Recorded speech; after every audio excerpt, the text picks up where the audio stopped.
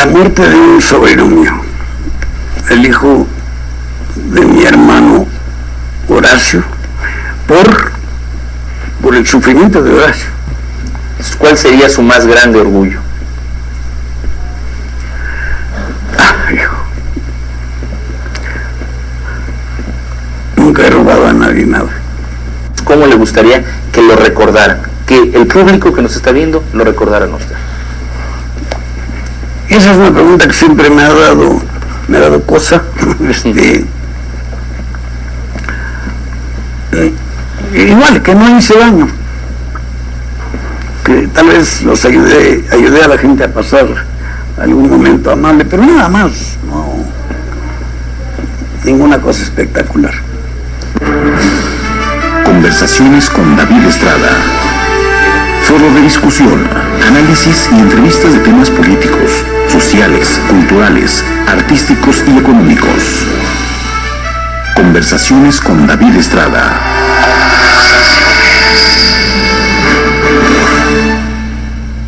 Escritor, publicista, dibujante, compositor, actor, director y productor. Su nombre lo dice todo y estamos en su casa en la Ciudad de México. Nos encontramos con don Roberto Gómez Bolaños. Don Roberto, muchísimas gracias por recibirnos en su casa. No, al contrario, gracias, David.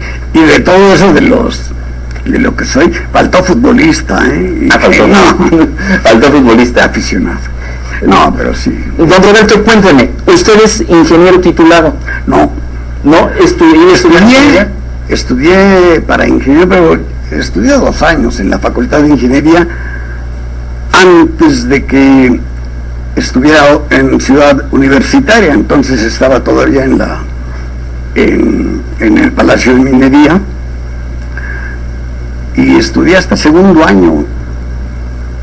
Sí me gustaba la carrera y me ha sido útil, aunque parezca... ¿Cuál relación hay entre la ingeniería y todo lo que usted ha practicado en esta vida? Entre otras cosas, la estructura dramática, o sea, para televisión, radio, cine, teatro, lo que sea, requiere de matemáticas. Hay un orden, sobre todo de una disciplina matemática. Entonces, para eso me ha sido utilísimo. Uno ingresa ahí con teoría de conjuntos, etcétera. El villano está entre los que saben esto, aquel está entre los que no saben. En fin, todo eso está estructurado, digamos, matemáticamente. Las matemáticas funcionan en todo, y era la parte que a mí me gustaba, aparte de otras cositas como proyecciones, como perspectiva, para usar el chroma key, en el que hacía yo muchos trucos con el Chapulín, y que ahora envidio lo que hay, todo lo que hay de adelantar, pero entonces me fue muy útil. Don Roberto, ¿en qué momento usted se da cuenta que la vis cómica, que la parte cómica es su fuerte en lo que es su vida? Pues es un poco vago esto. Bueno, en primer lugar porque, como decía usted ahí, David, fui, entre otras cosas, publicista. Digamos, entre lo relacionado con esto, fue lo primero. Publicista, luego escritor, durante mucho tiempo, y pensaba yo que seguiría siendo escritor únicamente toda mi vida. Me encantaba, me sigue gustando, y creo que es la faceta más importante de lo que yo he hecho. Y tenía yo, sí, alguna vez cómica para escribir, y por eso empecé a escribir comedia. Antes había yo escrito en un periodiquito en la Colonia del Valle, esta misma, y me había destacado por secciones humorísticas. Pero así una vis cómica, no sé si la tengo. ¿No sabes si la tengo? No, inclusive podría decir que envidio a muchos actores porque sus facultades o sus condiciones físicas son muy favorables para todo eso, para la risa, para la comedia, y yo he tenido que recurrir a pegarme duro y hacer que mis historias, mis guiones hagan reír. Es lo que ha hecho reír. Yo, bueno, y me rodeé además de excelentes elementos artísticos. Hacia el pasado, ¿a quién admira don Roberto Gómez Bolaños?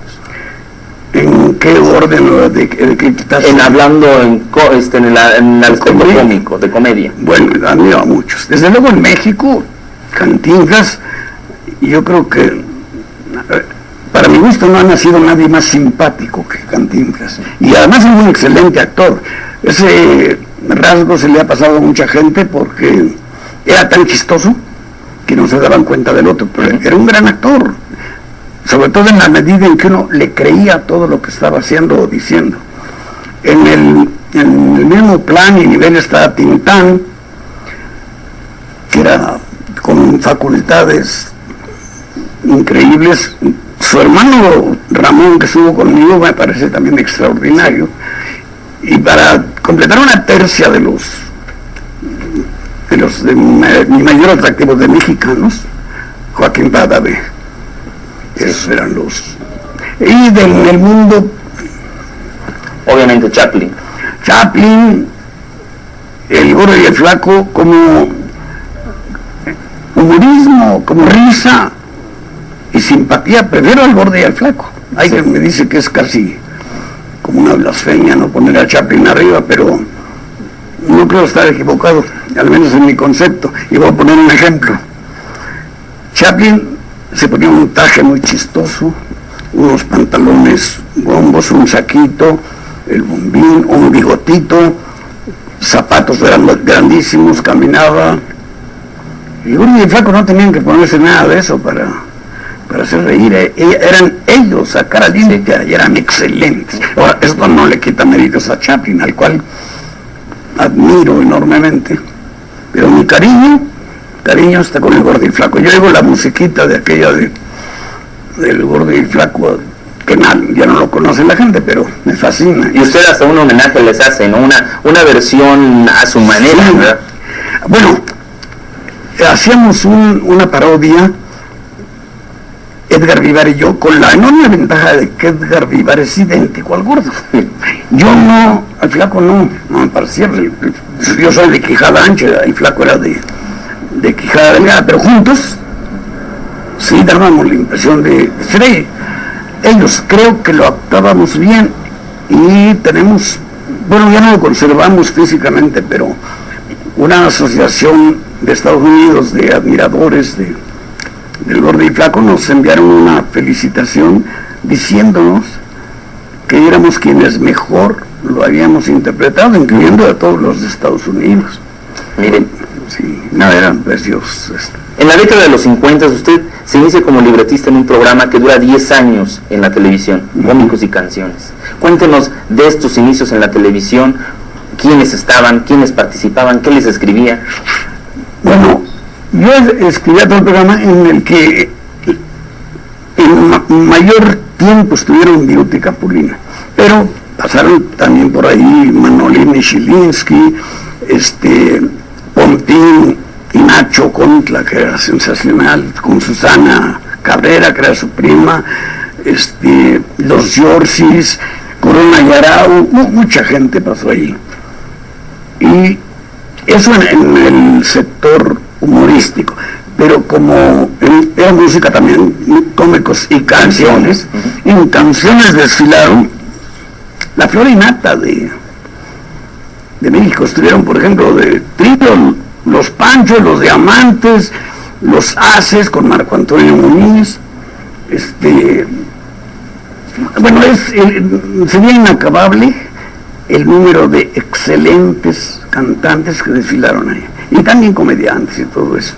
Y paralelamente, también ya en la década de los 60, a este programa se agrega el estudio de Pedro Vargas, donde también participa como libretista. Sí, este programa no lo empecé yo, lo comenzó mi compañero de trabajo y jefe directo en Publicidad Darcy, Juan Lozano, un excelente escritor y un excelente publicista, pero él tuvo una oferta muy buena en otro lado, se fue, y yo heredé el programa de Pedro Vargas, y lo escribí por mucho tiempo, eso sí, por ejemplo, toda la época en que el comediante era el Chino Herrera, otro excelente actor,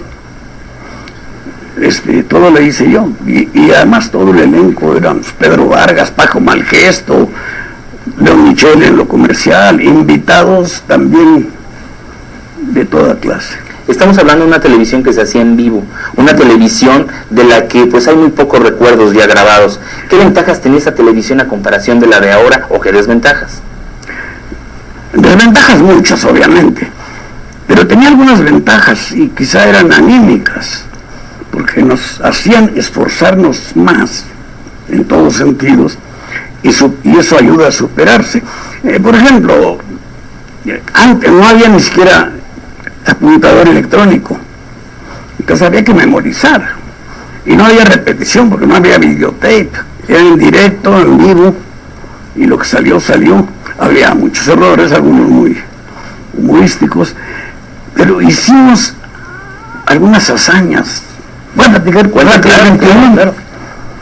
Era un programa con Viruta y Capulina en el que se suponía que Viruta había tomado quién sabe qué cosa y se hacía gigante, pero enorme.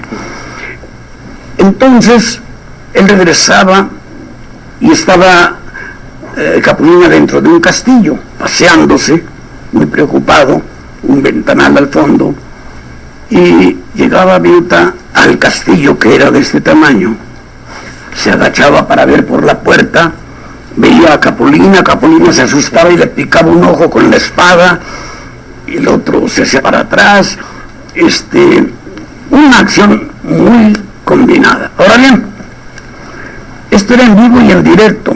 ¿Qué quiere decir? Que Viruta llegaba a un castillito de utilería, Capulina estaba en otro set, no había chroma key, entonces estaba lo que antes se había usado en cine, que era el back projection, proyectar atrás algo.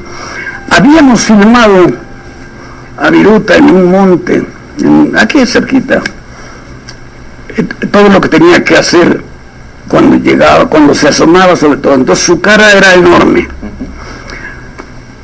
Hablaba, pero no había sonido, no estaba grabado el sonido, entonces tenía que doblarse a sí mismo.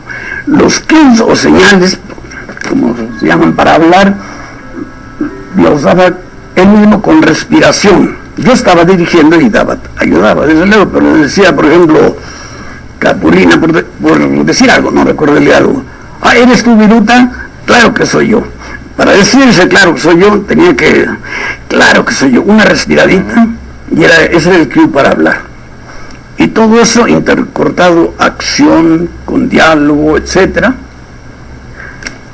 En vivo, si lo tuviera yo que hacer ahora, con chroma key, me llevaría un buen tiempo. Chroma key, por poner uno de los muchos sistemas de trucaje que hay, pero ahora hay mejores, pero me llevaría un buen tiempo, y aquello vivo al aire, pero nos enseñó mucho y nos dio un valor enorme a todos, escritores, actores, cantantes, escenógrafos, de todo. El apuntador no ha reducido esa imaginación, ese desenvolvimiento de los actores, no los ha hecho más actores, digamos, de momento. Yo creo que sí. No me debo ni quiero además estar en contra del apuntador, que por otro lado ha tenido utilidades enormes, incluyendo el ahorro de tiempo, siempre y cuando no sea drástico, ¿no? Es decir, que no sea drástico lo que lesiona. Yo en mi programa lo usé un programa, el primero, y ahí decidí quitarlo, lo suprimí, porque deja uno de ser actor, está uno, luego el ritmo es el del apuntador, uno muy famoso, Roy, que decía, yo soy Walt Disney. ¿Y por qué? ¿Por qué hago hablar a los animales?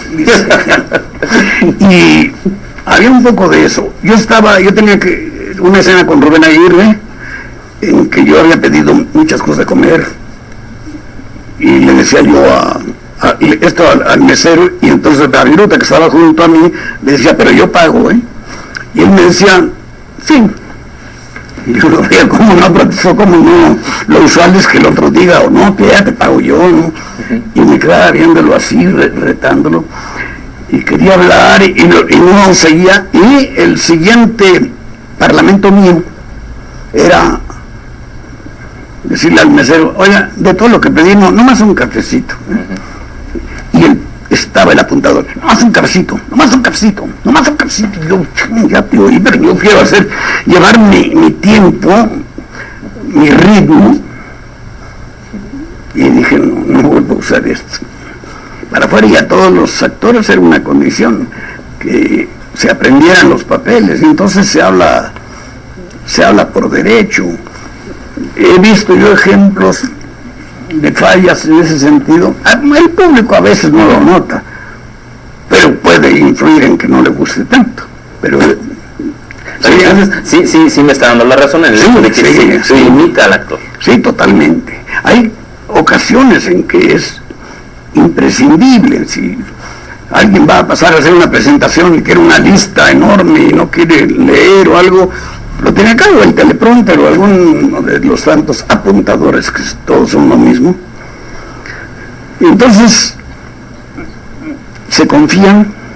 Conozco a una actriz muy buena, excelente, pero se confía tanto que yo le noto cuando está diciendo una frase con un tono ambiguo que corresponde a lo que sea, porque es muy inteligente la mujer, pero se nota que no sabía de ni siquiera qué le iban a preguntar. Y eso es abunda. ¿Quién es ella? Sí, por todo. ¿Quién es ella? ¿Qué? ¿Quién es ella? No. Don Roberto, platíqueme. Usted trabajó mucho tiempo con Viruta y Capulina. ¿Qué opina usted de ese humorismo blanco que tenían Viruta y Capulina, y en el cual también intervino usted con esos guiones? Yo creo que eran, mucho mejores de lo que ha opinado cierto sector de crítica. Voy a definirlos un poco. Capulina era graciosísimo, muy infantiloide, pero también buen actor, y además les encantaba a los niños. Viruta no era tan buen actor como él, como Capulina, pero era un apoyo formidable. En la vida real eran al revés, ¿eh? El chistoso era Viruta y Capulina era el serio. Entonces yo creo que el éxito no tiene explicación y no se alcanza gratis. Y ellos hicieron una campaña muy amplia, yo tenía un orgullo enorme, aunque estoy en desacuerdo con el uso, sobre todo el uso exagerado del rating, y voy a hacer una aclaración. Lo digo consciente de que yo he sido favorecido, quizá el que más, por el rating, pero no estoy de acuerdo con él. Sin embargo, algo significa. Yo tenía el orgullo de que Cómicos y Canciones y el estudio de Pedro Vargas peleaban el primero y el segundo lugar todo el tiempo. Pues para mí era un orgullo muy grande y me dio, me colocó en muy buen lugar para ser solicitado como escritor. Pero ellos eran eso, cantaban muy bien, muy bien cantaban, y ya el ingenio y eso, pues sí corría de mi parte, yo creo, y tenía que, por ejemplo, era quien criticaba el pastelazo, nada más porque era pastelazo, tal cual, un pastelazo podía hacer una cubetada de agua o algo así. Cuando está bien hecho y aplicado con ingenio, es tan valioso como el mejor chiste de cualquier lado. De hecho, la que califican como comedia de alta, ¿qué? Ya no me acuerdo qué, pero es de altura. Hay pastelazo hablado, el albur es un pastelazo dialogado, y existe por todos lados, y abunda, y no tiene tanto ingenio como un buen pastelazo, o sea, como de... Voy a poner un ejemplo de algo, lo hice yo, pero por mi modo. Yo traía un pastel, era un Bell Boy algo así, y alguien se reía de mí, creo que era el Chato Padilla, ya no recuerdo, y hacía así, y se inclinaba, y entonces yo le decía algo y él me embarraba el pastel aquí, y seguía otra vez, y se empinaba así. La siguiente vez, lo que hice yo fue poner el pastel aquí abajo, y él solito, y se untaba. Sí, yo me quedaba muy tranquilo. Bueno, había algo de ingenio, no sé de qué valor, o sea, pero había un ingenio ahí, y eso se puede lograr en todo. Entonces lo que más les criticaban al Gorroya Flaco, a Viruta y Capulina, pero yo digo que eran muy chistosos. ¿Por qué cree que no trascendieron de una manera tan importante como los que acaba usted de mencionar? Un Cantinflas, como un Tintán, de Joaquín Pardavé. No sé, hicieron películas que tuvieron mucho éxito. Una que además la escribí yo, ocupó el segundo lugar de taquilla un año, solo atrasito de la de Cantinflas de ese año. Y además todo el mundo copió el título, se llamaba Dos criados malcriados. Y de ahí surgió tiempo después María Victoria, no fue idea de ella, fue del director Fernando Cortés, que a una comedia de teatro le puso La criada malcriada. Y luego Mauricio Garcés hizo El criado bien criado, me copiaron el título por todos lados, y gustó mucho. Y por ejemplo, en la República, en algunos lugares tenía más éxito que Tintán, tal vez. Y yo también no estoy a favor de Viruta y Capulina porque les escribí más, porque también escribía Tintán. Ahora, ¿por qué no trascendieron más? Es muy difícil adivinar o deducir. Don Roberto, ¿le parece si vamos a un corte comercial para de regreso ver? Quedamos en los 50 y en los 60, prácticamente usted se dedica a afincar y a ayudar a la carrera de los demás. Pero en los 70 ya usted empieza a ser el actor de sus propios libretos. ¿Le parece si vamos a un corte y nos comenta de regreso? Conversaciones con David Estrada. De regreso con don Roberto Gómez Bolaños. Don Roberto, usted en la década de los 50... No, don Roberto, sí, por la edad sí, pero don me suena muy... Es por el respeto, respeto que nos infunde tanto al auditorio que lo está viendo como a mí en lo particular, don Roberto. Me dicen siempre Roberto, Chespirito, Chapulín, lo que sea, pero bueno. Don Roberto Chespirito. Don Roberto, en la década de los 50 y los 60 se dedica a escribir para los demás, a fincar las carreras de las otras personas, de los otros cómicos. Pero ya para eso, en 1968, nacen dos personajes que serán clave en su carrera artística personal. Me estoy refiriendo al Chavo del Ocho y me estoy refiriendo al Chapulín Colorado. Vamos a hablar de cada uno de manera individual. El Chavo del Ocho, ¿o quién nace primero? Bueno, nace primero el Chapulín, pero además hay también, no es exactamente la fecha esa. El programa empieza en el 69, cuando ya es mi programa. Antes habíamos hecho una intervención, algunos de los mismos actores, pero en un programa de todo el sábado. Y el Chapulín empieza en el 70, acabando el año casi, y el Chavo empieza en el 72, como en marzo, pues un año, 3 meses después del Chapulín. Empieza obviamente el Chapulín primero, personaje que yo había trazado desde mucho antes, desde que trabajaba en una agencia de publicidad. Había pensado, esto podría ser un buen personaje para la televisión, y lo propuse no pensaba yo que lo haría yo, a varios comediantes, y afortunadamente ninguno quiso, nadie se interesó en él. Entonces dije, a ver, voy a probarlo en televisión, y fue tal el éxito que a las 2 semanas la gente nos decía por todos lados, ya no contaban con mi astucia. En 2 semanas que íbamos al aire. ¿Y ahora quién podrá defenderme? ¡Oh! ¡Colorado! ¡No contaban con mi astucia! ¡Qué bueno! Ahora bien, yo había planeado desde un principio que ese personaje tuviera las características que tuvo, y yo quería hacer digamos, un símil con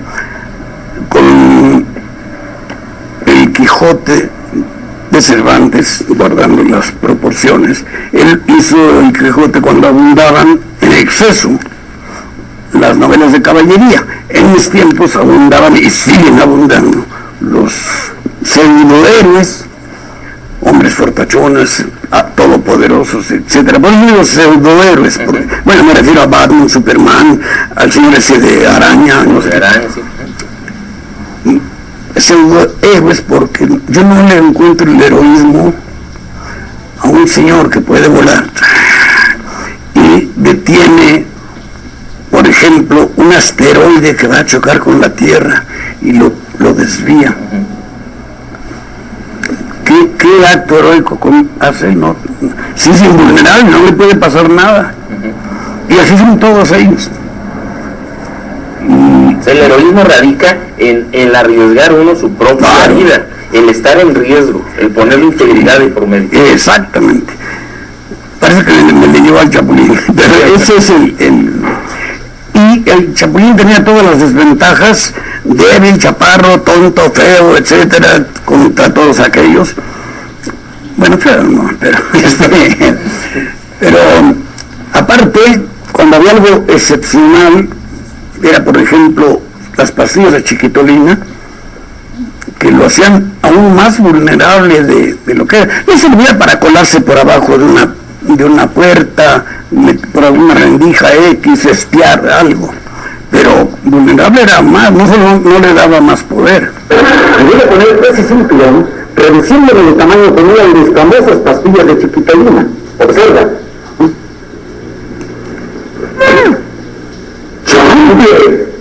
¡No contaban con mi astucia! Su arma, el chipote chillón, no le hacía daño ni a un bebé. Bueno. ¡Aquí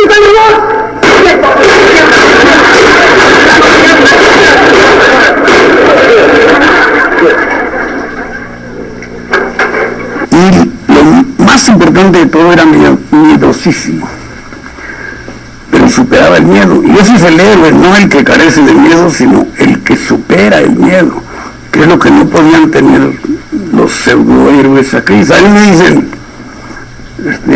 el Chapulín es un pseudohéroe, no, ese es héroe, y los otros son, porque manifestando que tenía un miedo terrible a enfrentarse al problema, lo afrontaba y se...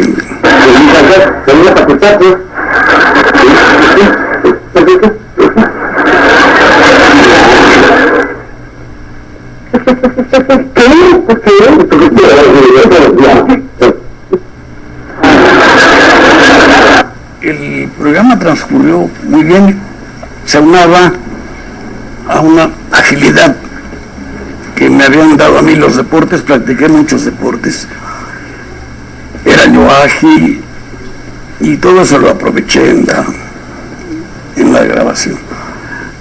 Teníamos varios sketches, uno que después repetimos, Rubén Aguirre y yo, el de los loquitos, Chaparrón Bonaparte y Lucas Castañeda, y estaba, no llevaba a ser ni mucho menos el éxito del Chapulín, pero estaba gustando mucho. A mí me gustaba mucho particularmente. Y un día me dijo Rubén, fíjate que me ofrecen una chamba, todo esto lo hacíamos en Canal 8, televisión independiente. Y me dijo, me ofrecen un trabajo muy bueno en Canal 2, pues Canal 2 ha sido, desde que empezó, el canal de televisión número 1 en habla hispana en todo el mundo. Esto incluía España misma, Argentina, cualquier país que quiera hablarse. si es bueno para ti, vete, pues no voy a ser yo quien te detenga. Y si algún día quieres regresar, las puertas están abiertas. Se fue y yo tenía que sustituir el sketch. El actor no se debe sustituir a ese tipo de personajes. Entonces dije, ¿qué hago? Había yo hecho un programa, un sketchito de los que yo llamaba sueltos, porque no había continuidad de semana tras semana, y con un niño, que hacía yo un niño pobre, y con un vendedor de globos que hacía Ramón Valdés, que me encantaba cómo lo hacía, que bueno, era el prototipo de lo contrario de cómo se concibe a los globeros. Todo el mundo los supone como el señor que adora a los niños, y Ramón era lo contrario. Yo le preguntaba, por ejemplo, señor, ¿son globos? Y me decía, no, son cabezas de niños idiotas que anduve cortando en la calle. Ay, yo me asustaba, no hombre, ven acá, sí, son claro que son globos, mira, no estás viendo. Ah, sí. ¿Y los vendí? No, los saqué a pasear. Y así era todo el personaje. A mí el que me hacía reír tremendamente era él. Entonces me había sobrado material y dije, pues mientras se me ocurre algo, hago un sketchito con el material que me sobró. Y me volvió a sobrar, y a la siguiente semana hice lo mismo, y luego a la tercera, y ya por ahí me di cuenta de que estaba gustando mucho. Entonces ya le puse el nombre del Chavo, y a Ramón lo mandé a la vecindad como Rondamón. Le puse a María Antonieta de las Nieves como su hija, la Chilindrina.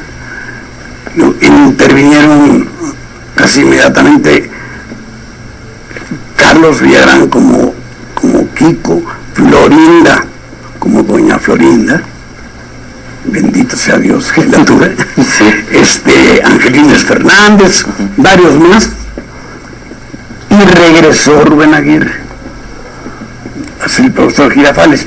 La gran diferencia es que el Chapulín Colorado fue todo muy bien planeado, todo estaba fríamente calculado, para decirlo bien. Y el Chavo no, el Chavo fue improvisado y empezó a crecer a una velocidad y hasta un tamaño que nunca me imaginé. ¡Qué bonita vecindad! ¡Qué bonita vecindad! Es la vecindad del Chavo, no más grande no del Chavo, de verdad. Superó al Chapulín, sobre todo en un aspecto fundamental que es valiosísimo, en captar el cariño del público. El público empezó a encariñarse del Chavo. Hemos hecho, hicimos giras por toda América, en Latinoamérica, menos Cuba. Pero en todos lados rompimos los récords de entrada, y en todos lados nos hacían unas manifestaciones de cariño, sobre todo. Claro, las recordamos, ¿cómo no? Por ejemplo, subirse al escenario a darme una torta de jamón o unos zapatos, porque veían que los que traía el Chavo estaban muy viejos y así, pero era un cariño increíble. Y luego en la calle, taxistas que no nos cobraban, o la cuenta en un restaurante que la podía haber pagado el dueño o algún otro comensal que estaba por ahí, mexicano o extranjero. Entonces ganó el cariño del Chavo, de la gente. Ese fue el arranque de los dos. Háblame de estos elementos que componen al personaje. Estamos hablando de un barril, de una gorra, de una camisa a rayas, de un pantalón corto, de esos zapatos, de tantas y tantas palabras, ¿no? Se me chispoteó todo eso. ¿Cómo se crea todo este personaje y cómo es que llega a adentrarse dentro de el cariño, el afecto personal de Roberto Gómez Bolaños? También fue así paulatino, no lento, pero sí por partes, el ir añadiendo personajes, características características de vestuario, por ejemplo, con pocos cambios. La gorrita, que es una gorra que no se usa en México, el Distrito Federal, la usan más parecida en Perú, pero me servía porque tapar un poco la cara. Yo estaba muy viejo cuando empecé. ¿Sabe cuántos años tenía cuando hice la primera vez El Chavo? 42 años. La primera vez. Entonces, pues me tapaba un poquito arrugas las pecas también me hacían un poco. Yo nunca pretendí que la gente creyera que yo era un niño, sino que aceptaran que era un adulto interpretando a un niño. Pero ayudaban esas cositas. Luego, que fuera niño pobre, porque así empezó desde un principio, y carecía de muchas cosas, pero al mismo tiempo tenía un par de tesoros. Uno, el más grande que puede existir, que lo tiene todo el mundo: la vida.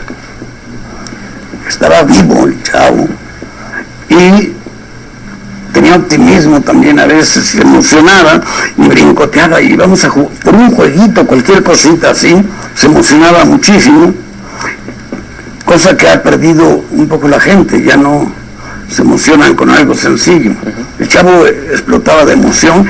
El movimiento se lo copié a una de mis hijas, a la tercera de mis hijas, Tere, que así lo hacía papá. Oye, y luego, muy nerviosa, así brincoteando, etcétera. Digamos a los detectives que estaban investigando que mataron a Luis Muerto. Lo demás, pues, fui adaptándole inclusive ropa que me llevaban del departamento de vestuario. Algunas las fui cambiando, mejorando la apariencia, no la calidad, al contrario, que se viera más pobre.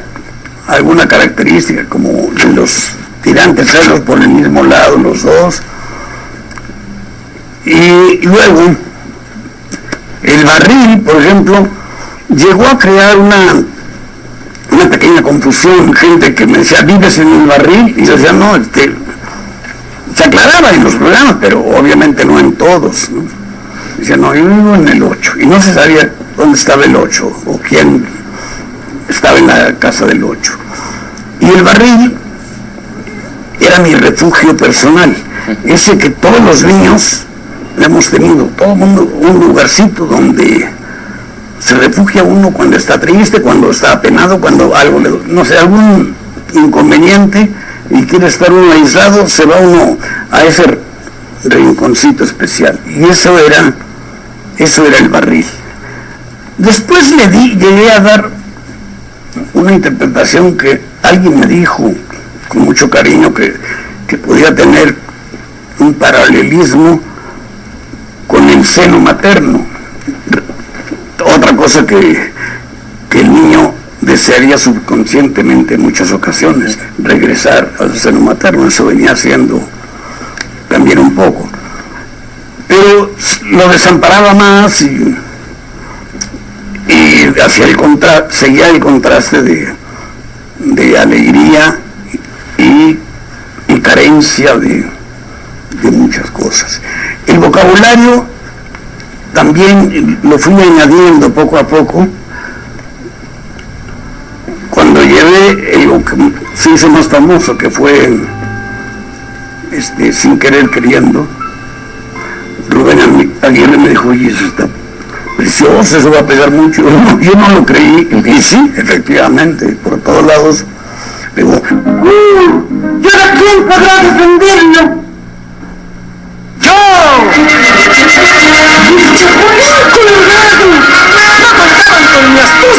¡yo! No cambié más que una que otra cosita de palabras. Bueno, algunas mal pronunciadas, como lo haría cualquier niño, y más un niño de ese contexto social, ¿no? Pero otras cosas, chispoteó, pues se me chispó, se me escapó de las manos, y yo lo cambié un poco, se me chispoteó, fue sin querer queriendo. Alguien me objetó el sin querer queriendo, Y ese sí tenía yo la respuesta desde el principio. Hay redundancias, contrastes que refuerzan lo que uno quiere decir. Voy a poner un ejemplo. Se dice, y lo usan los poetas y grandes escritores, el que re por siempre jamás. Por siempre jamás. Es una contradicción, pero se interpreta como superabundancia. Entonces, esa era mi intención, sin querer queriendo. Lo demás eran lo reiterativo de las frases. Bueno, pero no te enojes, o ¿qué más? O le ponía yo a Kiko, cállate, que me desesperas. Pues no hay ninguna deformación. Y Florinda, vámonos, Kiko, no te juntes con esa chusma. Y era el término que usaba la gente de clase media o alta para hablar de indígenas o de gente más pobre, despectivamente, la chusma. ¡Vámonos, Kiko! ¡No te juntes con esta chusma!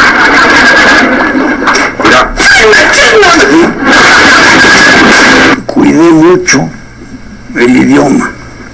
Yo soy un enamorado del idioma español y lo he cuidado todo lo que he podido. Primero, cuando empecé a escribir de manera autodidacta, fui superando todo eso.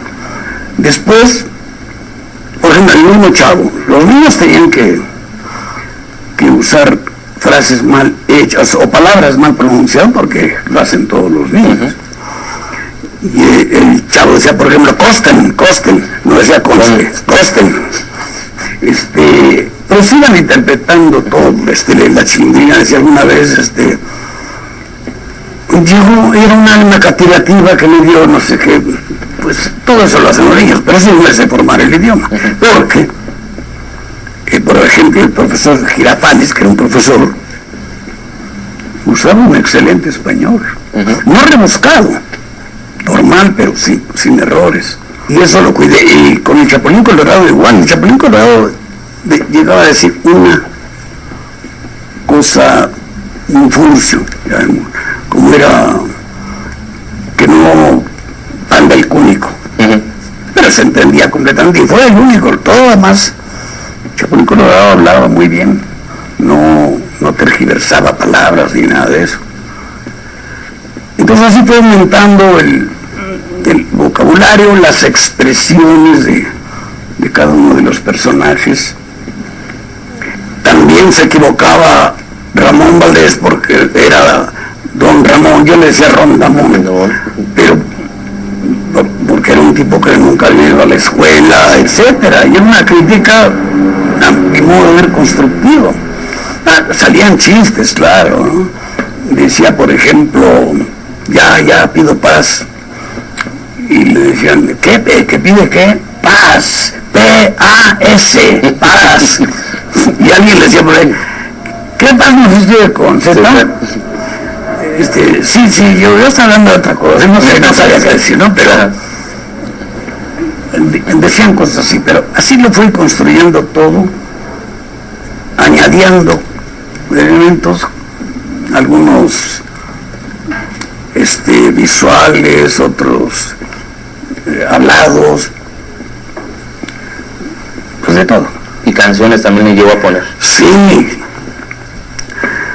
A mí me gustó, yo componía canciones desde mucho antes.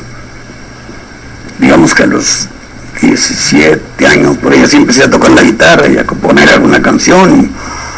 Y luego compuse muchas, hicimos 3 discos long play que era entonces. De 33. De 10 canciones. Me choca que digan tema. ¿Por qué? ¿Dónde está la diferencia? El tema es de lo que trata la canción. Y la canción es la canción. Y hay veces que el tema es el mismo en todas las canciones. Son el amor. Ese es un tema. ¿De qué trata la canción? ¿Cuál es el tema de la canción? En una película pasa igualito, ¿no? ¿Cuál es el tema de la película? Pues es la guerra, la Segunda Guerra Mundial, algo así. Pero no están preguntando el título de la canción, de la película. Y en el cine igual. Ahora ya no voy a lograr quitarles la mala costumbre a todo lo que lo dicen, porque son todos. Y no me importa, no me preocupo. Pero sus discos tenían 10 canciones. 10 canciones, todas compuestas por mí. Yo me negué primero a cantar porque canto muy feo. Y no es falsa humildad, porque al mismo tiempo creo que mis canciones eran buenas. Pero cantando, ay, híjole, me desafino y me oigo yo, la desafinada y la voz, fatal, fumé muchísimos años y me cascó la voz para siempre. Pero había canciones buenas y entre el grupo había por lo menos Florinda, que canta excelente, sensacional. Edgar Vivar, muy bien, muy buen cantante también. Rubén Aguirre, muy bueno. Ramón Valdés, también buenísimo, con la voz un poco rasposa, pero tan bueno como todos los Valdés, como Tintano, como El Loco, con un ritmo bárbaro, etcétera. Entonces todos ellos contribuyeron a que los discos se vendían mucho. Ahora me sucede una cosa muy curiosa. He firmado autógrafos en discos originales. Digo, ¿cómo los conservaron tanto tiempo? Pues alguien me dice, porque se me ocurrió, pero ha habido quien me ha contado, no, dice, ¿cómo tanto tiempo? Lo acabo de comprar hace poquito. ¿Cuánto crees que me costó? Pues no tengo ya idea. 6,000 pesos. Dice, es que están como colección aquellas versiones. Ya hay nuevas versiones en CD y en todo lo demás, ¿no? Pero aquellas se venden así. Pero sí trajo muchas canciones. Vamos a ir, don Roberto, a un corte comercial, pero antes quiero hacerle una pregunta que creo que muchos los televidentes también se la hacen. ¿Y el Chavo tenía papás? Yo creo que a fuerza, ¿no? Sí, pero lo que pasa es que no se los presentaron, pero sí debe haber tenido papás, nunca los conoció. Lo dice un poco así en el libro que hice, El diario del Chavo del Ocho. Cuenta, si quiere, cuando regresemos, o ahorita mismo. Cuéntelo. Ahí dice, le preguntan que si tiene papá, y él dice, pues yo creo que a la fuerza, ¿no? Entonces, pero quieren, no sé, no me lo han presentado. Y mamá, no, eso sí. ¿Y dónde está? Pues no sé, porque me dejaba en una guardería, dice, y luego me iba a recoger. Y un día no pasó a recogerme. Y los demás días tampoco. Esa es toda la historia del Chavo, del papá. Cuando he encontrado gente que me dice, cuando leí eso me hiciste llorar. Bueno, pues un poquito de mi intención, aprender algo tierno. Conversaciones con David Estrada. Chespirito, platíquenos. En la época de los 70s, ¿había censura? ¿Había censura para el Chavo? ¿Había censura para el Chapulín Colorado? Había censura para todo, para respirar, para lo que fuera. Y era muy tonta la censura. Había dos, una de la empresa que era ligerita y otra de Gobernación que era fatal, con un criterio como de sin cerebro. Por poner un ejemplo, estábamos medio comentando aquí con los muchachos un caso en el que con el Chavo el profesor hacía preguntas sobre la guerra de independencia en México. Y ya no recuerdo quién decía que el cura Hidalgo estaba casado con España. Y el profesor Girafales, ¿cómo casado con el cura Hidalgo con España? Sí, porque el cura Hidalgo era el padre de la patria y España es la madre patria, ¿no? Entonces, bueno, sí. Otro decía, ¿cuál es cuál fue el peor obstáculo que tuvieron los insurgentes? los semáforos. Luego pusieron también topes. No, que ya le daba la explicación. O la Chilindrina le preguntaban ¿quién fue el máximo enemigo de la corregidora de Querétaro? Además. Y decía, su peinadora. Era su enemiga total, porque le hacía un peinado horrible. Y decían que era burla a los héroes, como si... Entonces, yo no encontraba ninguna ofensa, nada de ese tipo, ¿no? No, chico, el algo no era casado. No, sí, cómo no. En el libro de historia dice Don Miguel Hidalgo y Costilla. Sí, pero Costilla era su segundo apellido. Claro, porque Hidalgo no estaba casado con Lolita, ¿verdad? Por supuesto que no. Estaba casado con España. Exacto. Estaba casado con España porque España es la madre patria y el cura Hidalgo es el padre de la patria. No, es que esa vez sí de plano le dije al señor Azcárraga, dame permiso de decir estas cosas y si hay una multa la pago yo. Y me dijo, tú dilas, y si hay multa la pago yo. Y no pusieron la multa. Ahora, este era uno de los ejemplos suavecitos, había otros que uno decía, híjole, qué cerebro tienen estos cuates. ¿Pero de otros programas o de los suyos también? De los míos. A ver, pero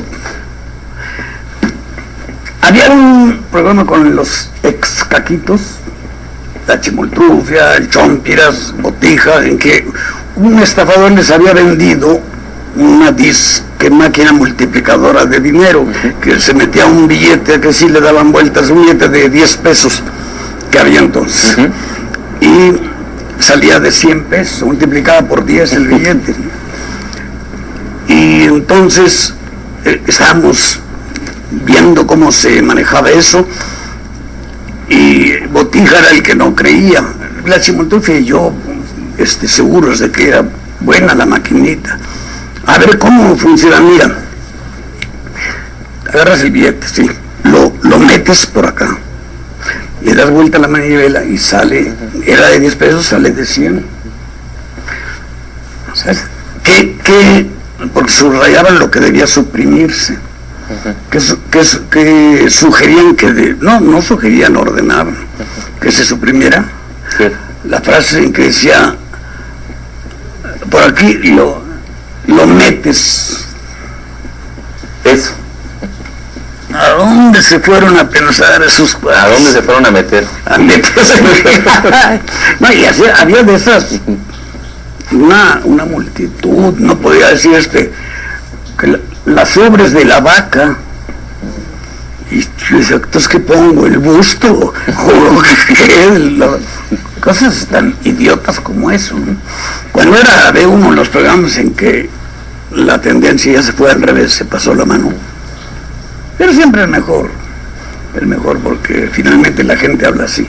Pero esas cosas tan ligeritas y de todo tipo de prohibiciones, no se podría decir que alguien iba al excusado.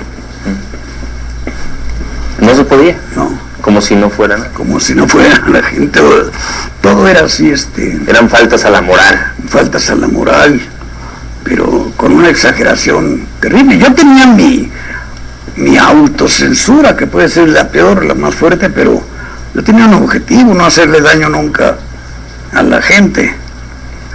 Pero yo sabía cuál era y la picardía misma no hace daño, aunque sea más fuerte. Por ejemplo, se lo dejaron, no, ni siquiera lo quitaron. Decía, el profesor Girifal estaba hablando de qué era, de la Torre de Babel. Y decía, ahí fue donde se separaron las lenguas. Y la Chilindrina preguntaba, pues, ¿qué estaban haciendo? Y no lo captaron ese. Y ese lo leyeron y pasó tal cual, como si nada, ¿no? Y había otros así también, o algunos, para desmentir un poco a quienes pensaban que yo escribía para niños, nunca lo hice, Dice, ahí es para todos. Y voy a poner un ejemplo en ese mismo programa, casualmente, con Edgar Vivar, de ñoño. Primero decía el profesor Girafales, contaba, ahí la verdad ya la cuentan que los expulsaron del paraíso, y Chilindrina decía, claro, por no pagar la renta. No, hombre, no, sí. En primer lugar, se podría decir que ellos eran los dueños del paraíso. Y ñoño preguntaba, ¿dueños del paraíso? Sí. Lo que habrán pagado de predial. Preocupadísimo. Pues eso solamente lo entiende un adulto, no claro, un niño. Un niño no sabe qué es el predial. Entonces, pero sí había mucho de eso. Don Roberto, ahorita que comentaba usted de que no quiere ofender, no ha querido ofender nunca a nadie, yo recuerdo, me gustaría que contara esta anécdota de la popis, que inicialmente usted la presenta, sí. Cuéntelo usted. Sí, yo la ponía, había yo visto alguna niña por ahí que hablaba un poco así, gangoso que dicen, ¿no? Y entonces el primer programa que apareció como sobrina de doña Florinda, los dos papeles los hacía ella. Y entonces una carta de un señor que me dijo, yo no me perdía tus programas, pero ahora con esto, me detalló a qué se refería.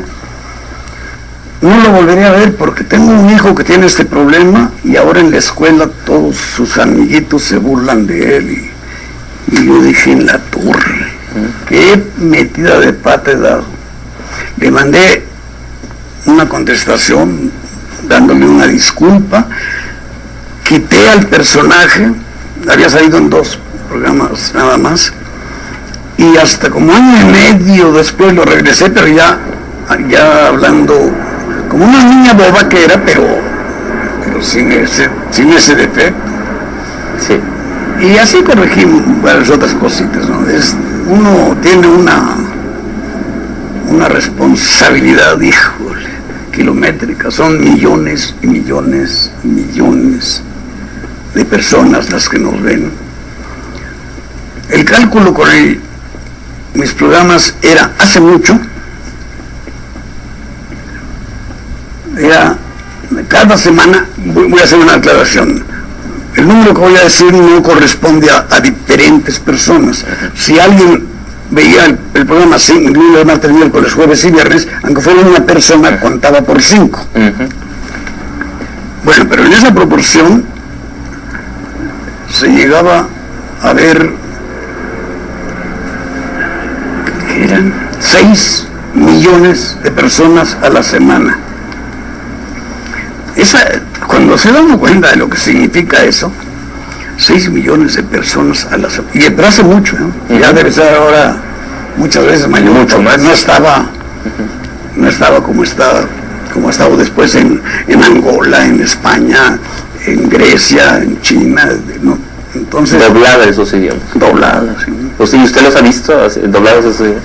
Algunos he visto al portugués, claro, primero, que es el portugués de Brasil, que es el que va a Angola, al ruso, al chino, francés, alguno más por ahí, no recuerdo muy bien. Pero era pues yo me daba mucha risa porque oír no sé, en lugar de, y ahora quién podrá defenderme, estoy hasta la matrusca, o no sé, algo así, no sé qué, ¿no? Pero, bueno, sonaba muy raro. Pero en Brasil escogieron a los que doblaban excelentemente, porque las voces eran parecidísimas. Conmigo no era un actor, eran 2, uno que hacía el Chavo y otro que hacía el Chapulín u otros personajes, pero eran igualitos, hasta yo decía, hijo, es mi voz. Y estoy hablando en otro idioma. ¿Y cómo decían chispotío en todos esos idiomas? No me acuerdo.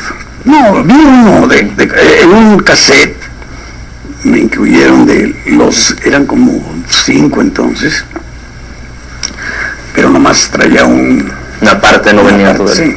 Vamos a ir a un corte comercial, me están pidiendo este corte. De regreso usted acaba de hablar de Angola y vamos a hablar de varios de los países que el Chavo y toda la caravana de artistas que usted encabezaba recorrieron los éxitos que tuvieron en el mundo, ¿le parece? Conversaciones con David Estrada.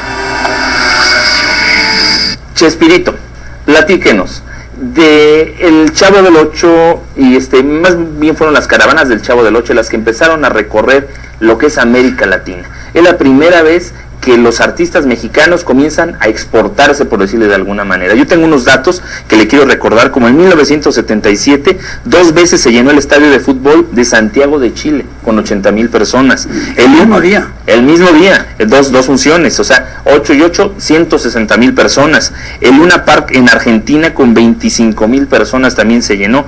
14 funciones consecutivas en el Madison Square Garden de Nueva York. Todo esto hazañas que pocos artistas han podido igualar. El Chavo y toda la caravana recorren América Latina. Cuéntenos de esto.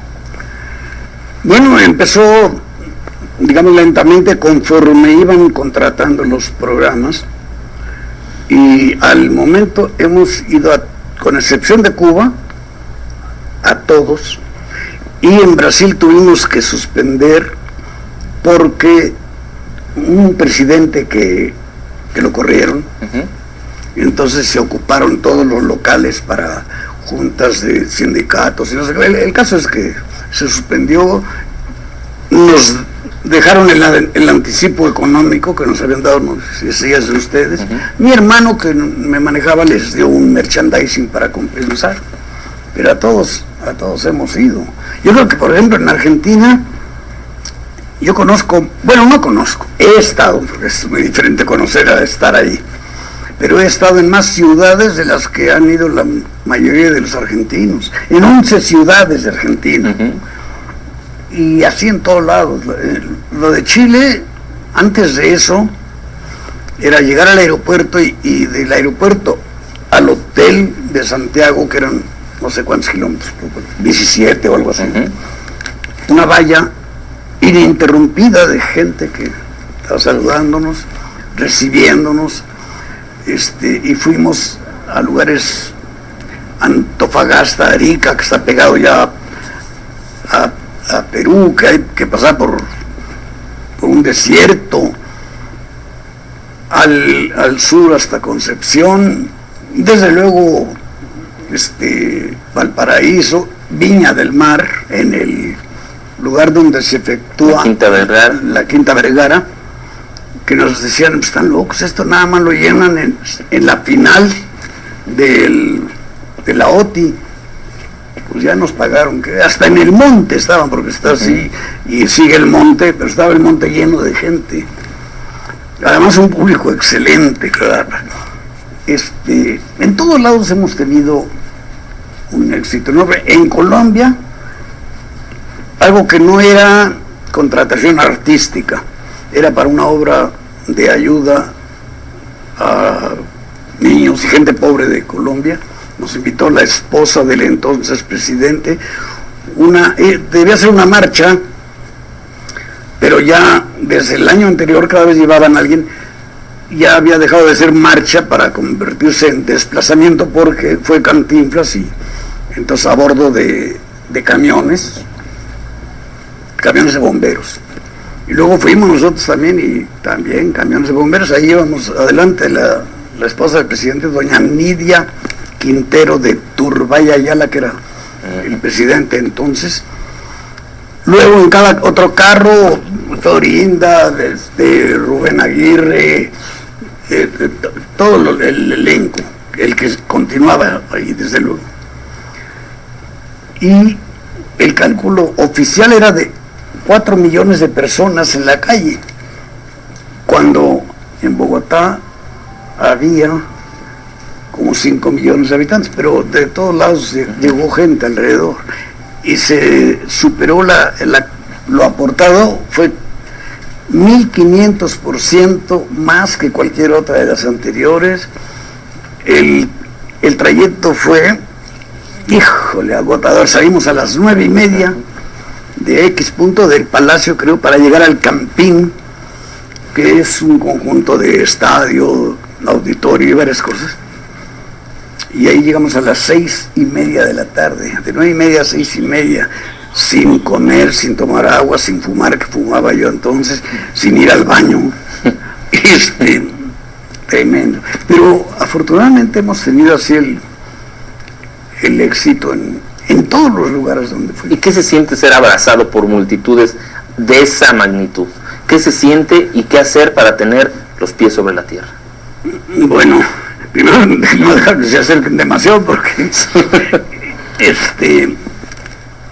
a ver, en orden. Primero, es muy emocionante, pero a mí me daba miedo.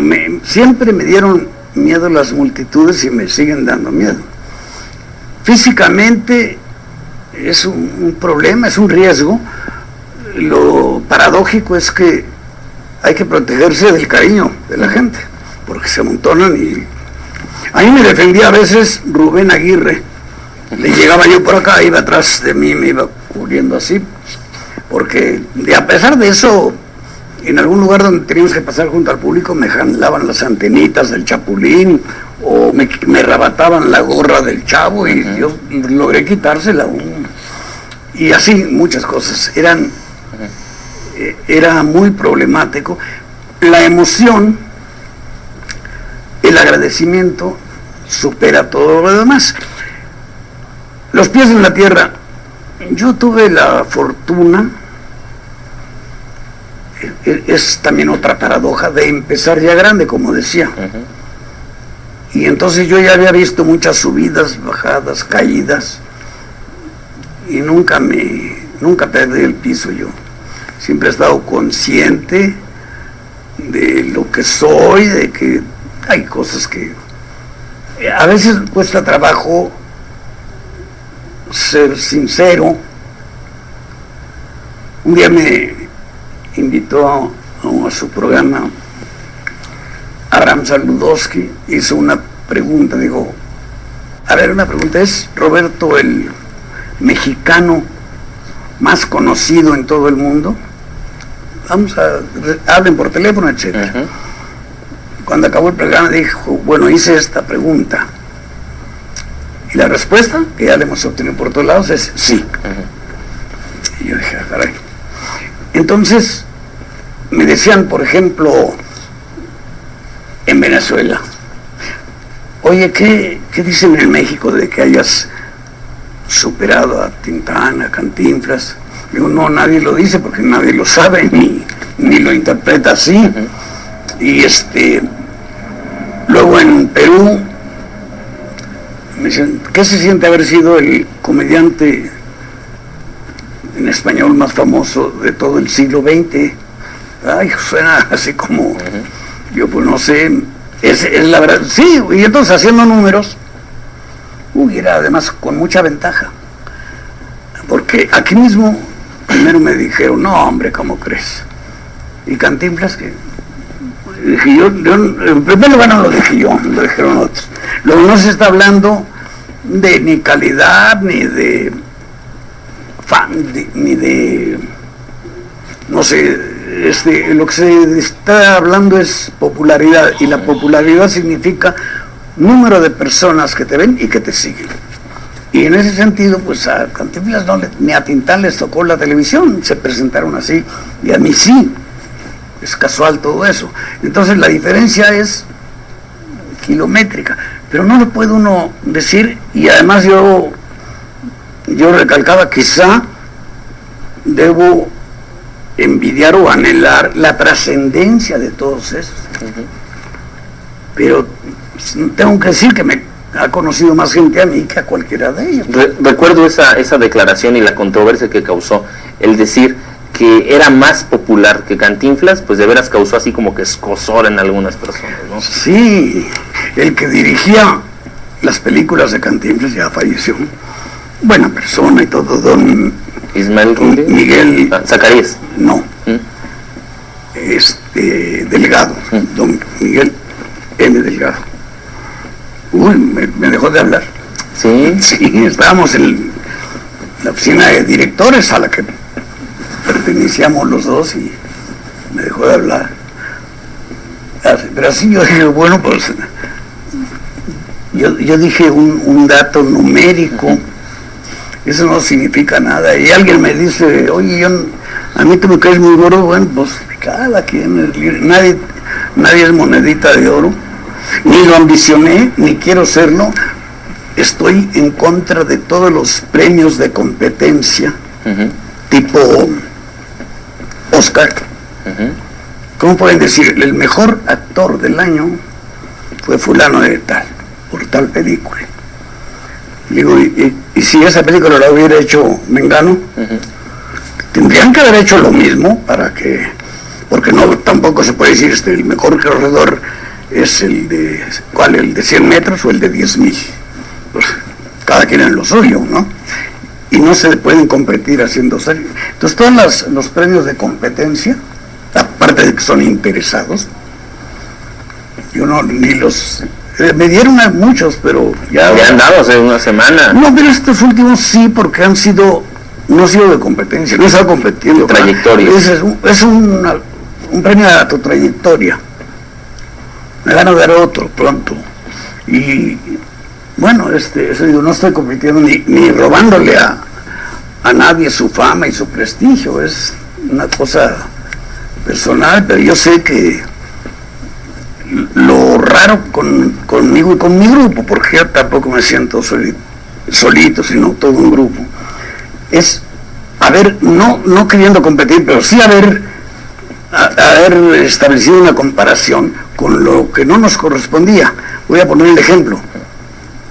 Eso de que las muchachas bajen y se mueran, eso pasa con los jovencitos galanes del momento, o con los que no son del momento, como fueron los Beatles o los Rolling Stones, todo eso.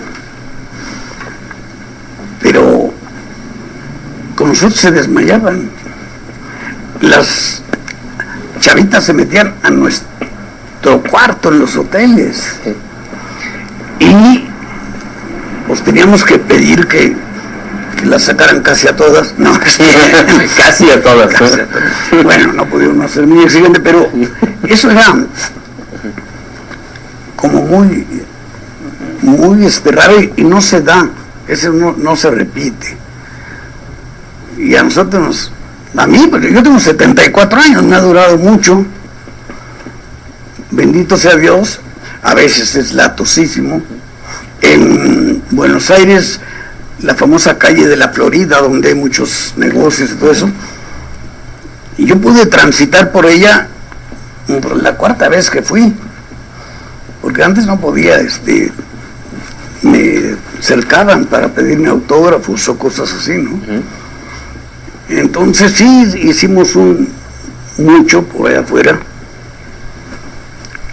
y la fama estorba más de lo que ayuda. Ayuda a veces, pero estorba. Por lo general.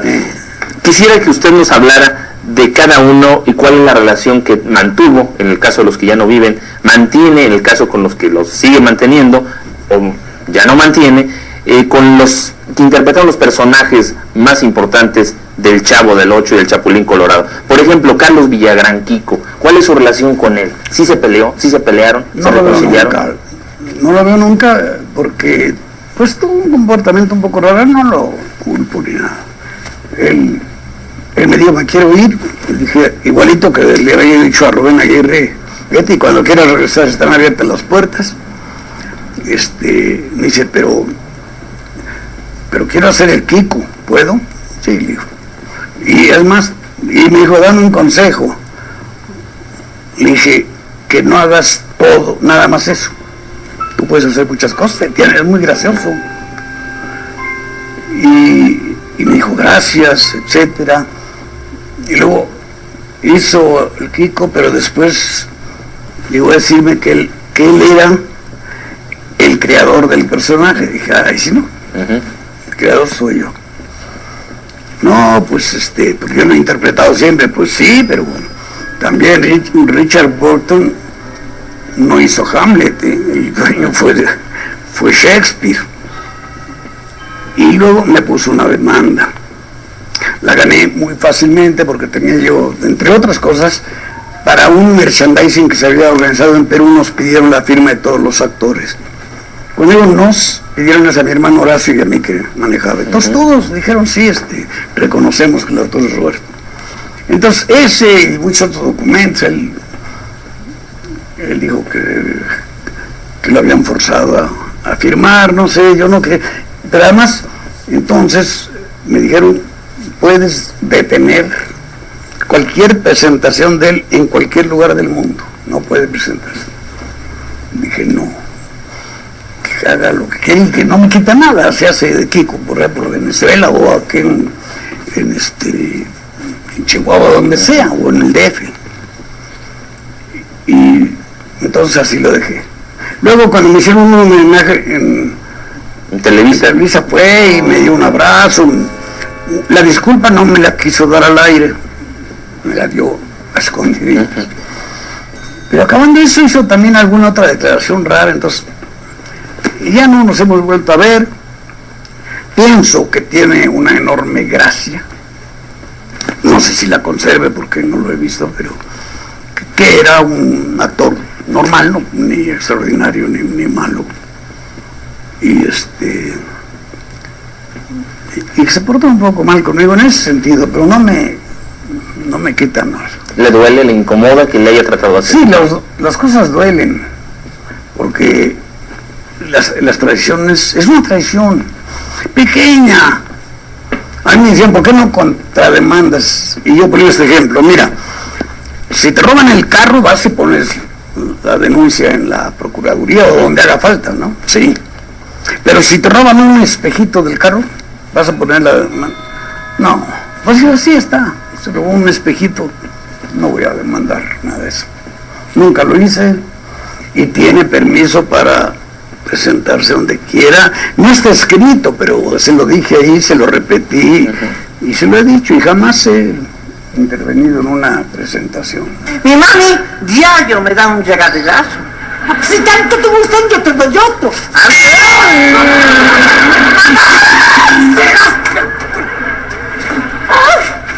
¿Qué te pasa, tesoro? ¿Qué tienes? Ay, mami, es que me dio un llegadillazo. Y ese fue un espejito, pero hay otro espejito, el de María Antonieta de las Nieves.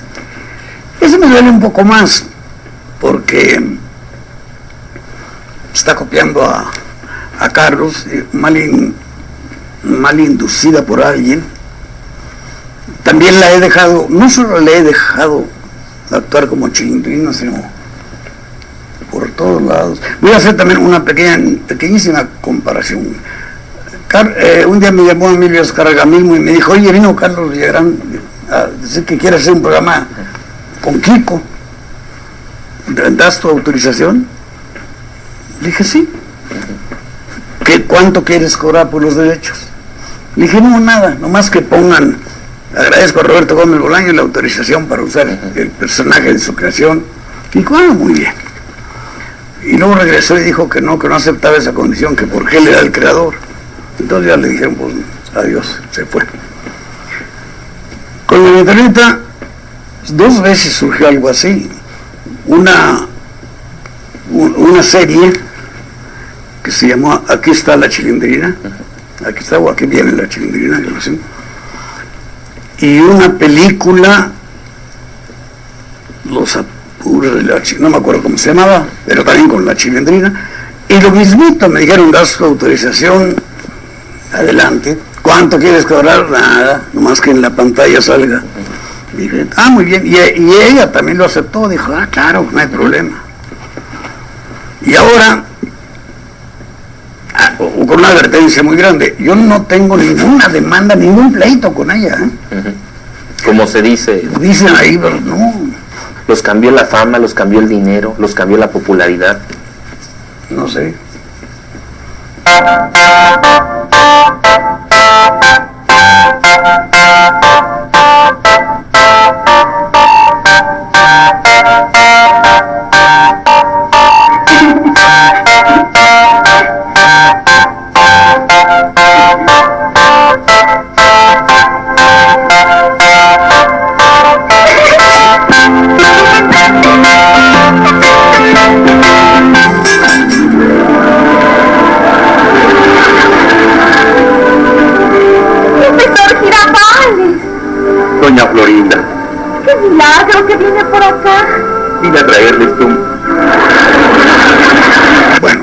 un dato maravilloso, lo que más gané en todo el programa fue Florinda.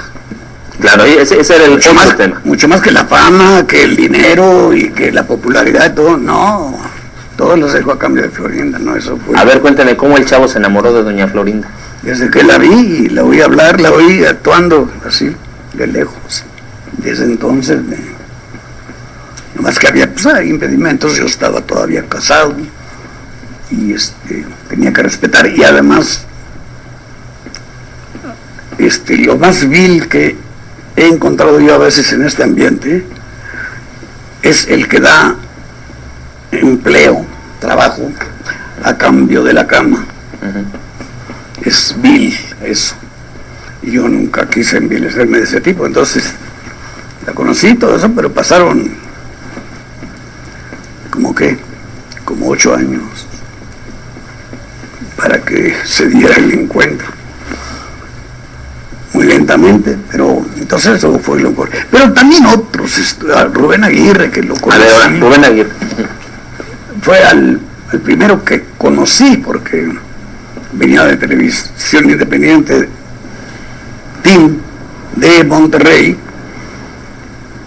en compañía con el que había yo trabajado desde Televicentro, un productor, un señor alcalde, su recuerdo porque ya falleció, Sergio Peña, que fue el esposo de Kitty Casado durante un buen tiempo, un tipo maravilloso, bueno como el sol. Él me abrió 1000 puertas y me llamaba, y confiaba en mí y me empujaba. Y trajo a Rubén Aguirre y desde ahí empezamos a hacer amistad y a trabajar y a hacer cositas.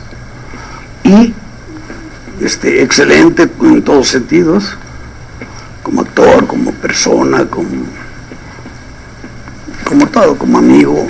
¡Papi! ¿Sí tuviste la culpa? Sí. Lo mismo, puedo decir de Edgar Vivar. Edgar Vivar.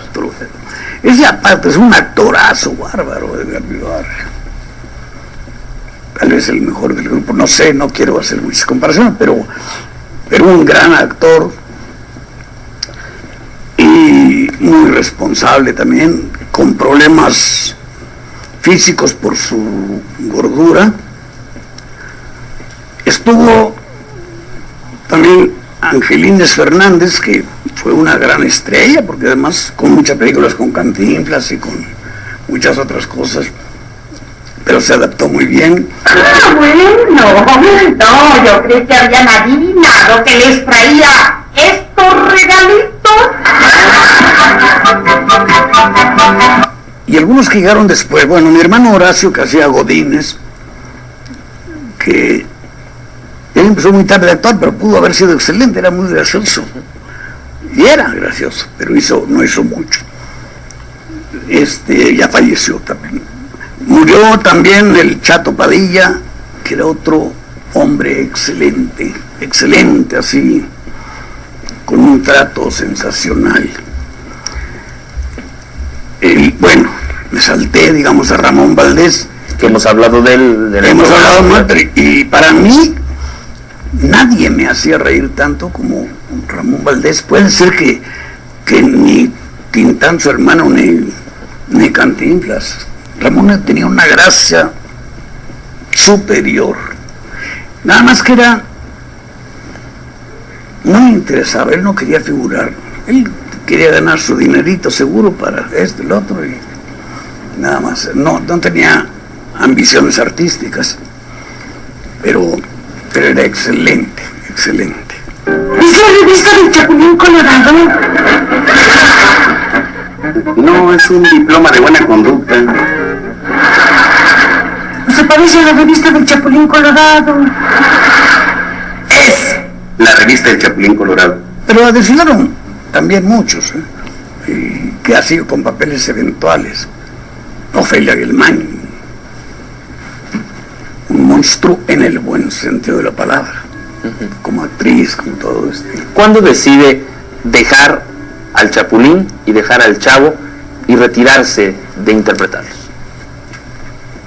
Fue más o menos al mismo tiempo, pero primero dejé al Chavo, porque ya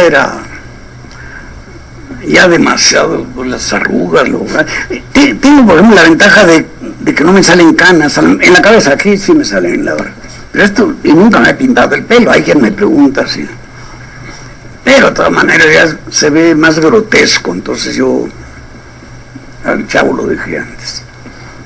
Después el chapulín, por la actividad física, yo hice muchos deportes y yo podía echar el salto del tigre para a través de una ventana, colgarme, tirarme, hacía 1000 cosas. Y ya no, empecé a perder la facultad de hacer todo eso y ya no convenía seguir. Y además cuando uno se aferra a un glorioso pasado, puede ser muy peligroso, puede ser dañino, hostigar y hacer comparaciones. No, esto no era lo que yo veía era bueno y esto ya no. Entonces, sí puedo seguir actuando y probablemente pongamos una obra, Florinda y yo. ¿Sobre el Chavo?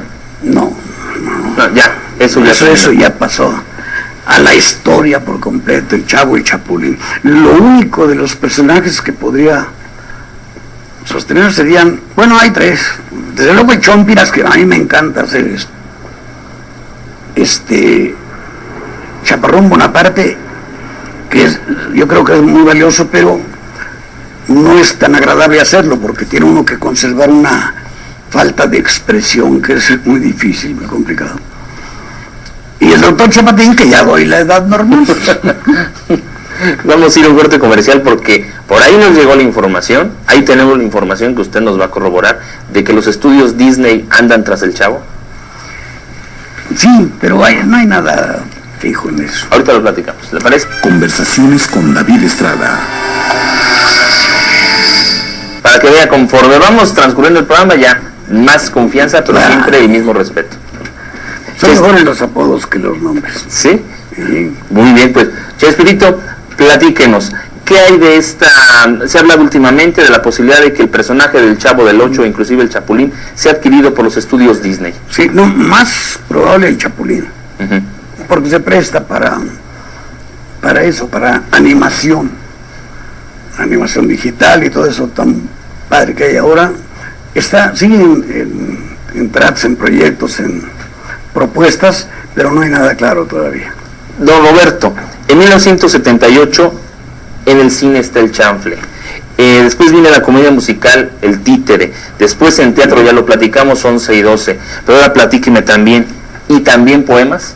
Ah, sí, mi libro. ¿También poemas usted? También poemas, pues hay que hacer todo lo que uno pueda, ¿no? No sabe. Platíquenos de este libro, ¿cómo nace, por qué nace y qué tiene? Lo empecé hace muchísimos años y jamás me imaginé que publicaría yo algo de esto. Inclusive, bueno, era algo para mí muy personal. Florinda fue la que me dijo, oye, pues, hay que publicarlo. Y le digo, y tenía yo razón, en primer lugar, las editoriales no se interesan por la poesía ahorita.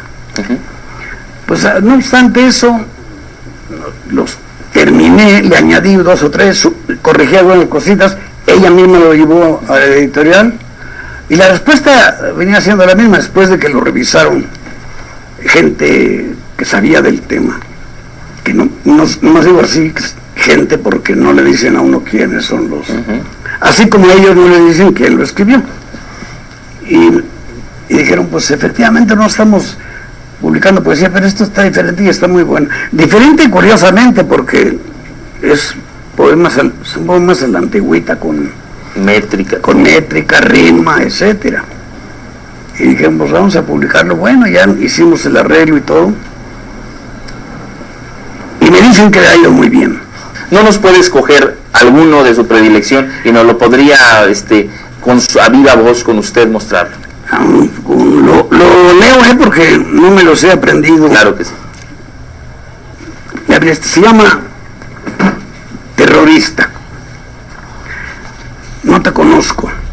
Por tanto, no puedo saber si fuiste modelado con el triste barro que humedece el llanto. ¿Jamás escuchaste un canto? ¿Quiso la triste fortuna que tuvieras como cuna la más pobre de las chozas? ¿Nunca acariciaste mozas bajo la luz de la luna? Tal vez estás convencido de que tu causa es la justa, Tal vez solo te disgusta el hecho de haber nacido. Y tal vez hayas tenido justificada razón para sentir aversión contra toda autoridad, leyes, padre, sociedad, jefe, maestro, patrón. Pero escoges un tirano que pague todas las culpas y no existen ya disculpas que puedan frenar tu mano. No hay retorno.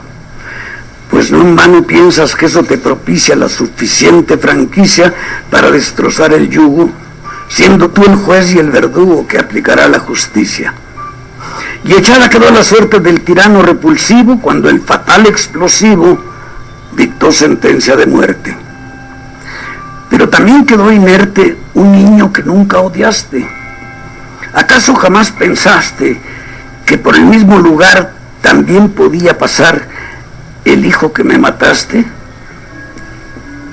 Pues me parece trágico, pero lo escribí antes del 11 de septiembre, ¿eh?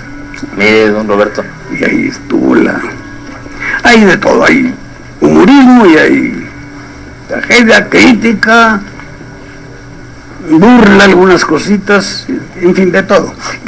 Cómprenlo porque está muy barato, además no sé cuánto, pero es muy baratito, está chiquito. Claro que sí, don Roberto. Vamos a ir a un corte comercial para regresar a la parte final del programa. Y yo quisiera, le voy a decir los nombres, algunos nombres que yo quisiera que usted relacionara con una palabra, la primera que se le ocurra. ¿Le parece? Sí, siempre me ha parecido muy curioso ese tipo de preguntas porque, aparte, yo soy lento para todo. Yo sé que va a ser ágil. No. Elsa Bolaños Cacho. Uy. Papá, mamá, hermana, amiga. Pero tiene que ser una sola palabra. Diga las que quiera. Ah, bueno, todo eso.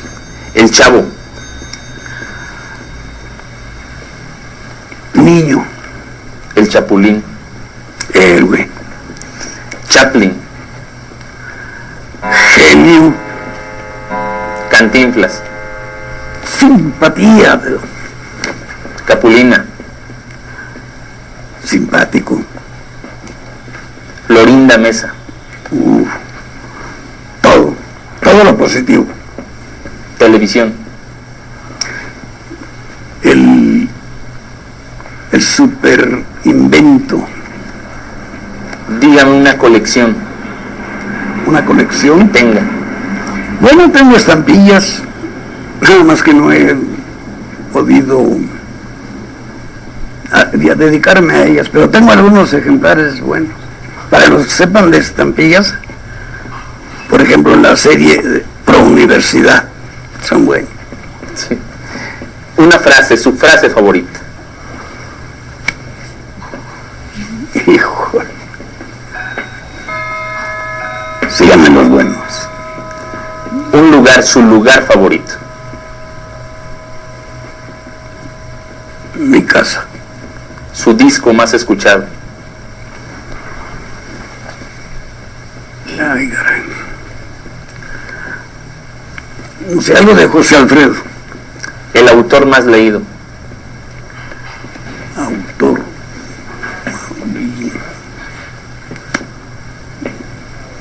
Son tantos que... ¿A quién pongo? Roberto Gómez Bolaños. Me he leído muchas veces. La película que más lo ha impactado. También son muchas, pero... ¿Qué bello es vivir? Hecha por Capra, hace muchísimos años. Me encanta, es una película maravillosa. El momento más bochornoso que haya pasado. Muchos, pero en el encuentro de Zacatecas, el encuentro sobre el idioma español, me resbalé y me detuvo alguien así. Ya no recuerdo si fue Jacobo Saludowski o un guarura, pero iba yo a chocar contra su majestad la reina de España. Así. Yo sentí horrible, pero a lo mejor no fue tan bochornoso porque sonrieron ellos tan amablemente que pudo haber sido.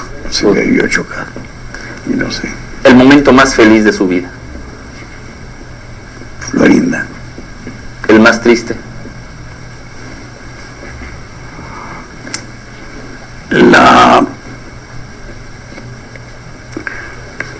La muerte de un sobrino mío, el hijo de mi hermano Horacio, por el sufrimiento de Horacio.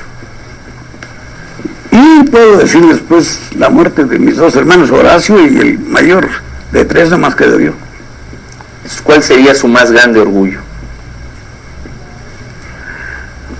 Hijo. Nunca he robado a nadie nada. Y finalmente, en esta parte, díganos cómo le gustaría que lo recordaran, que el público que nos está viendo lo recordara a usted. Esa es una pregunta que siempre me ha dado cosa. Igual, que no hice daño. Que tal vez los ayudé a la gente a pasar algún momento amable, pero nada más, no, ninguna cosa espectacular. Vamos al corte y regresamos. Conversaciones con David Estrada. Para esta parte final he querido dejar un capítulo que se me hace importante porque usted también dentro de su vida artística la ha mezclado y la ha tenido que ver en su parte política. Usted en las pasadas elecciones en el año 2000, usted tomó partido y usted dijo, yo también quiero decir por quién puedo votar. ¿Por qué tomó esa decisión? Bueno, voy a hacer una pequeñita corrección a la introducción. Sí. Mi actitud no fue política, aunque se traduce en política, pero era cívica. Cívica, y llevaba ya muchos años dándome cuenta de que tal vez me había faltado valor o me había sobrado pesimismo, de que hacía falta cambiar muchísimas cosas en México. Luego me encontré al señor Fox, lo oí y me di cuenta de que era el conducto por donde podía empezar ese cambio que urgía en México. Y estoy totalmente convencido de que así ha sido. ¿Qué va a pasar después? No sé. Complicado porque desgraciadamente México es un país en el que los peores enemigos son los mexicanos. Cuando entraron los gringos, se comenta que podíamos haberlos derrotado a cachetadas por el número de habitantes, pero no, estábamos muy entretenidos en pelearnos entre nosotros. Y esto ha sucedido en todas las épocas, en todos los años. Y ahora está un poco así. Yo veo, por ejemplo, alguna burla en periódico, en televisión, en radio, que decían, pero ¿cómo es posible que la señora Sagún traiga reloj cuando se presenta frente al rey Juan Carlos? Y dije, qué padre que digan esto, porque si dicen eso como un dicho, muy tonterías, quiere decir que no hay cosas serias que atacar. Y así ha sido. Yo no creo que hayan sido perfectos todos los del gobierno, pero han tenido que enfrentarse a 10,000 cosas. Yo creo que todos los mexicanos debemos colaborar, y si el día de mañana, yo no pertenezco a ningún partido y me han propuesto todos, bueno, por lo menos los tres grandes y algún otro, ¿dónde? Me han hecho ofertas que yo no quiero figurar en ningún trabajo, menos de elección, pero tampoco obsequiado o porque haga falta, si no soy político. Me doy cuenta de muchas cosas porque tengo una preparación X, he leído mucha historia, mucha historia. Había el chiste ese viejísimo de las langostas, que había escogido su langosta buena, viva, y le dijo al del restaurante, oiga, se está escapando la langosta que escogí. No se preocupe, son langostas mexicanas. ¿Y eso qué? Que si alguna va destacando, las demás la jalan para abajo. Sí, así es. Es muy triste, pero así es. Entonces yo consideré que debía yo intervenir, lo hicimos, Florinda y yo hicimos un par de comerciales, nos dimos cuenta de lo rudo que vendría, pero luego nos dimos cuenta de que vendría el triunfo. De lo rudo que vendría porque, por ejemplo, estábamos en Cancún, Florinda y yo, cuando la hermana de ella, que vive allí, nos dijo, fíjense que va a venir el señor Fox a un meeting. Y dijimos, pues es el que nos gusta, vamos al meeting a ver qué pasa. Nos costó mucho trabajo llegar porque había más gente que nunca de las que habían ido a cosas semejantes. Ahí él tuvo una gentileza muy grande porque me vio, me llamó, no habíamos tenido jamás un contacto de nada. Y le dijo a la gente, yo sé que no vinieron a verme a mí, que vinieron a ver a Chespirito, pero pues, también qué bueno, ¿no? Bueno, pero nadie sabía que estaba yo allí ni nada, ¿no? Era una gentileza vil. Bueno, pues en el periódico un editorialista dijo, ahí estaban Chespirito y Florinda Mesa, a los cuales llevó Vicente Fox, pagué mi boleto, mi estancia y la gasolina para ir a verlo. Jamás me pagaron nada de nada. Y una vez nos invitaron a Los Pinos a comer, nomás Paco Ortiz, el señor Fox, Florinda y yo.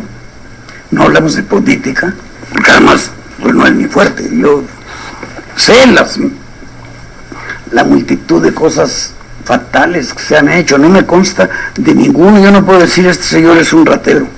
Me imagino de muchísimos que deben ser algo así o peor, pero nada más. Y seguiré insistiendo. Ahora, ¿con quién será el próximo? No sé, hay candidatos por todos lados. Casi tengo descartado por quién no, eso sí lo tengo casi, pero por quién sí, el que parezca ofrecer algo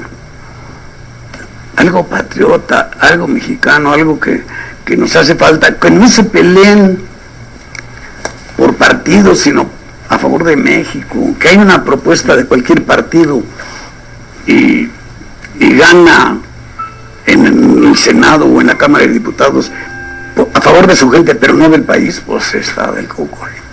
Pues don Roberto, se nos acabó el tiempo. Se nos ha pasado rapidísimo, no sé usted. Gracias, David. No, sí, muy bien. Yo le quiero agradecer y quisiera dejarle las últimas palabras, que usted al auditorio del Bajío que lo está viendo, les mande un saludo que estoy seguro que lo están esperando y que les gustaría muchísimo que usted pudiera. ¿A cuál le habló esta camarita? A esta cámara. Un saludo con todo el agradecimiento de un actor, escritor y otras cositas, al que han favorecido. Muchas gracias. Pues gracias, don Roberto. Muchas gracias por habernos recibido. Y estamos en la casa precisamente de don Roberto Gómez Bolaños. Análisis y entrevistas de temas políticos, sociales, culturales, artísticos y económicos. Conversaciones con David Estrada.